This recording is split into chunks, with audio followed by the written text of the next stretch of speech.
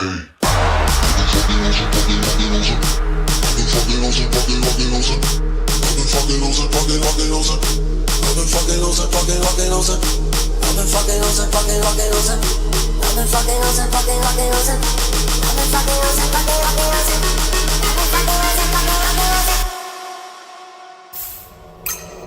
been fucking on some poppin' pills, man, I feel it's like a rock star. I've been fucking on some poppin' pills, man, I feel it's like a rock star.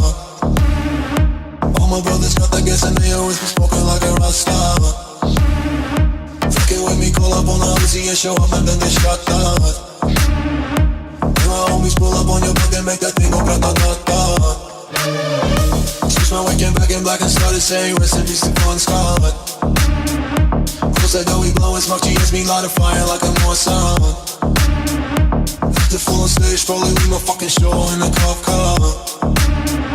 She was legendary through a TV out the window of the montage. Cooking on the table like a party, don't give a damn. Dude, the girlfriend is a groupie, she is tryna get in. So you know with the band, hey, hey. Now she acting out of pocket, try to grab her from my pants. I'm the bitches in my trailer, say she ain't got a man. And they about a friend, hey, hey.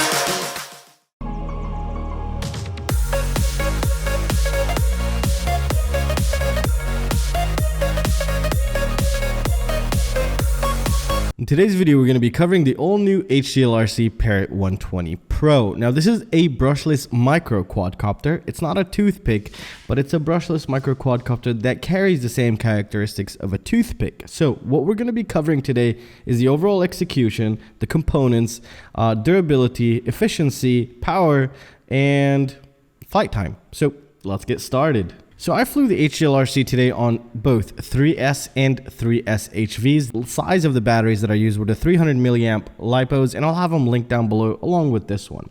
So for the motors, they're using 1106 motors. Now, they are 6,000 kV and they performed really great. The power is there, speed is there. Best part of all, no mid-throttle oscillations, no noise, and as we can see, we have a nice capacitor right here. Now, if you take a look at this screw just hanging in the middle of the air, it's because I lost that standoff, because I didn't check if they were tight enough, and that is, known to happen on BNFs. So always check the screws whenever you receive one, especially the motor screws. Now, for the overall execution of the body and the frame, I really like the TPU mount. It's really nice. I've gotten into a bunch of crashes. However, where it really failed for me was right here. So if HGLRC is watching, they should make it thicker right where the screws are going in, because both sides basically kind of ripped, but it's still holding into place just fine. So keep that in mind when purchasing this. Also, the stack here, I've tested this stack before. This is the 16x16 stack by HGLRC. I think they're called the FD11s.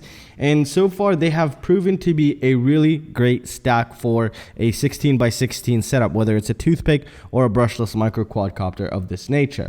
Now, for the camera, they're using what just about everybody else is using, which is the Hakcrc EOS with the rainbow effect. It's not really that bad, but it gets the job done, and you're going to be good to go into that perspective. So there's no complaints. They're not using some Chinese knockoff or something. So the camera is of good quality. Not the best, but it's good quality, and it's definitely usable. Now, for props, they're giving you Gemfan 2540s. Now, these are tri-blades, as you can tell right here, and you have to use the screw in order to hold them. And if you're thinking of adding, those toothpick propellers on here, they're not going to fit because the shaft is shorter than the normal toothpick sized motor. So keep that in mind as well. Now, if we also take a look at the execution, the build quality is absolutely superb, and HGLRC is just doing really great. I can't even do that right there.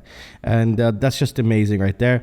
Everything is soft mounted, so these are like gummies right here, so that's really great as well. That helps reduce noise in the overall frame. The frame has a little bit of flex here, but that's totally fine to be expected in something like this. Now, another really great thing they've added is an anti-slip battery pad. And you don't know how important this is, especially with those little HV and small LiPos. They're so freaking slippery, and it could completely ruin your quadcopter if one of those batteries slip. However, here they are paying attention to detail, and we do see that, and it works phenomenally well, and I'm very happy they've done that. If we take a look at the back, look what we have. We have a capacitor just in case we get mid-throttle oscillations due to noise, which we don't, and the overall PID tune was really great. performance was absolutely spectacular, and as well as the efficiency. I was getting around 3 minutes something at times. However, I had a really gusty day today, and it was a terrible day to take out micros, but you won't even notice that. But overall, it handled absolutely amazing. And if you're looking into a brushless micro quadcopter, this is one of the ones that are on top of my list, and I definitely recommend. So if you ever say, hey, should I buy this, say, go ahead and buy it. It's really that great, especially on 300 milliamps. They are really efficient, and like I said before, they do carry along the characteristics of a high efficiency toothpick with slightly more torque, which is also a good addition here. And what's really nice about this class is the fact that the motors are going to be slightly more durable or longer lasting in crashes, especially with air mode on, which is something also a great benefit and something you kind of want to have here. Also, the video transmitter is superb, and if you get it with the XM Plus, the RSSI is going to be on channel, I think, 12, so you could just immediately enable that in Betaflight. They didn't have that enabled, but you can easily do that in the receivers tab. You can see which channel, whether it's 11, 12, or 13, that's just like all the way by itself, just going full blast, and set that as the RSSI in the right corner. You'll see RSSI, and then you can pick a channel and you get your RSSI feed for the receiver. I got the one with the XM Plus, and I have really nothing bad to say about it other than the fact of the TPU right here. And again, the attention to detail is really great. They've even added tape just for the motor wires here so they don't come off and then get chopped off. I really like that. No zip ties, none of that stupid nonsense. Battery strap is pretty good, but it's slightly too long for the 300 milliamp HVs, so 3S HVs. Keep that in mind. When you wrap it around, it'll probably like stick up about that much, but it wasn't getting in the way of the propellers, which is also a good thing. You're not going to be able to put anything above 2.5 inch. It's just barely missing the frame here.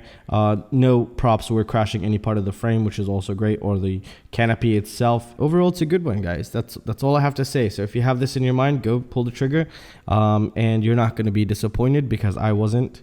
And just take into consideration what I mentioned earlier about this. So maybe buy an extra canopy, but I mean, it's totally fine. It'll work just fine like that. And the standoff, just always make sure it's tight. And that's all I have to say, because other than that, everything else was just pretty straightforward and the ease of setup. And, you know, I didn't have to fiddle with it when I was in the field. I just, you know, plugged in the battery and just went flying. And these propellers seem to be slightly more durable than other propellers, and I really like that. And yeah, I'm gonna leave it at that, guys. I really hope you guys enjoyed the video. Let me know what you think down in the comment section, and I'll see you in the next one. Peace out.